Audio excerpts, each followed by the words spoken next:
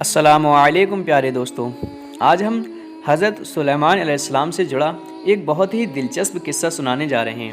کہتے ہیں کہ حضرت سلیمان علیہ السلام حضرت داؤد علیہ السلام کی اس بیوی سے پیدا ہوئے تھے جو پہلے اوریا کی بیوی تھی۔ حضرت سلیمان علیہ السلام کی پیشانی سے بزرگی اور بڑائی کی نشانیاں بچپن سے ہی ظاہر تھیں۔ کم عمری میں ہی عجیب و غریب باتیں ان سے ظاہر ہوتی تھیں۔ حیرت کی بات یہ ہے کہ حضرت داؤد علیہ السلام ان کے بچپن ہی میں بڑے بڑے کاموں میں ان سے صلاح مشورہ کرتے تھے۔ مثال کے طور پر اس قصے کو لے لیجئے جو قرآن میں بھی بیان ہوا ہے۔ دو آدمی تھے، یوحنا اور ایلیا۔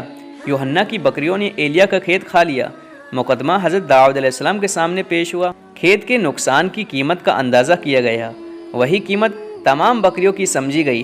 حضرت داؤد علیہ السلام نے یوحنا کی تمام بکریاں ایلیا کو دے دیں۔ یوحنا عدالت سے روتا ہوا باہر نکلا۔ حضرت سلیمان علیہ السلام کو جب معلوم ہوا کہ حضرت داؤد علیہ السلام نے اس طرح کا فیصلہ کیا ہے تو انہوں نے فرمایا کہ جناب نے بہت اچھا انصاف کیا ہے، لیکن اگر مجھ کو اس مقدمے میں فیصلہ کرنے کا حکم دے تو میں ایسا فیصلہ کرتا کہ دونوں فریق راضی ہو جاتے۔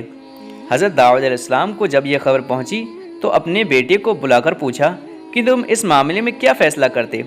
حضرت سلیمان علیہ السلام نے کہا، آپ نے جو کچھ بھی کیا ہے وہ انصاف کے بالکل مطابق ہے، لیکن اگر کھیت والے کو بکریاں سونپ کر کہا جاتا کہ تو ان بکریوں کے دودھ اور بال وغیرہ سے فائدہ اٹھا، اور بکری والے سے کہا جاتا تو اس کھیت کو پانی دے اور دیکھ بھال کر یہاں تک کہ وہ پہلی حالت تک پہنچ جائے، تو مدعی کو کھیت دے کر اپنی بکریاں لے لے تو زیادہ مناسب تھا۔